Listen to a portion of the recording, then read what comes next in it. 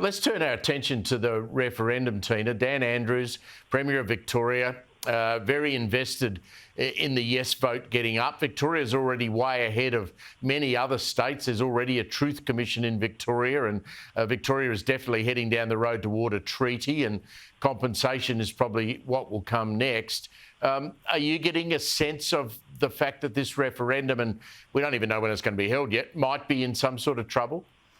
Look, I think it is. Victoria's a totally separate issue. It was always going to support the yes vote. But as I travel around different states, Steve, people aren't stupid. Australians aren't stupid, and they're not going to vote yes, support this on a vibe. They're suddenly realising the great effect it's going to have everywhere and are pushing back. But the no vote can't be complacent. We must continue to put the strong case for no up. But look, I think it's in trouble. I really do. Michael, Teena used the word vibe there. You know Anthony Albanese. Would he seriously have thought that he could get this through around the Australian people by just talking about, it's a nice and a good thing to do? Well, they've got all these green policies up precisely that way, Steve, you know that. None of those policies make any sense, and they do seem to get up on the vibe. The problem with this one is that, as people get closer and closer to having to make a decision on this, they're asking for details, and there's no details. It's, like I've said on many occasions, I think most people support, as a matter of fact, some sort of constitutional recognition, but, this is a blank cheque. There is no detail. It's a clumsy structure at best, as described by, the most professional of the exponents of the particular proposal. But, we want the details. How much is it going to cost? How is it going to work? What is it going to do on the ground for Aboriginal health and living standards? These things are not being answered, and people are getting wise to that.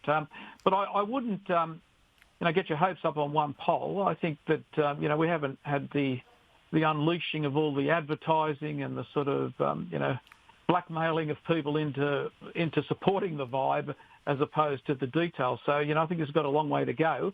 And I still worry about that majority of states. It may well be the case that, that's the difficult one. I think both sides are looking at that, whether they can get that majority of states provision over the line. And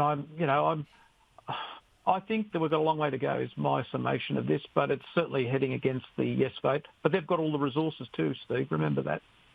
Steve, can I just say, as I talk to people, they have bigger issues they're worried about. Sadly, people are hurting with electricity prices, inflation, interest rates, and the voice is way down on their list to do, and that's the problem Albanese's got. Everyone is concerned with greater pressures just living. But they do have to vote. Yeah, I made that point last night, which I think is absolutely right. But Teena, you've got connections in the states right around Australia. You can't ignore in that poll, both of you, that Queensland, Western Australia and South Australia are the three states where the yes vote has started to drop. What are the three states that have the biggest issues that Michael just talked about, which is, the welfare of Indigenous Australians in places like Alice Springs and in far north Queensland and in northwest Western Australia? Those people who live in those states are more likely to see the real reality for Indigenous Australians than the people who are, wandering around pushing the yes vote in Sydney and Melbourne. That's true.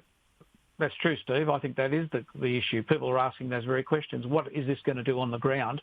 But remember, you look at those numbers, they're still very close. It won't take much to swing it either way.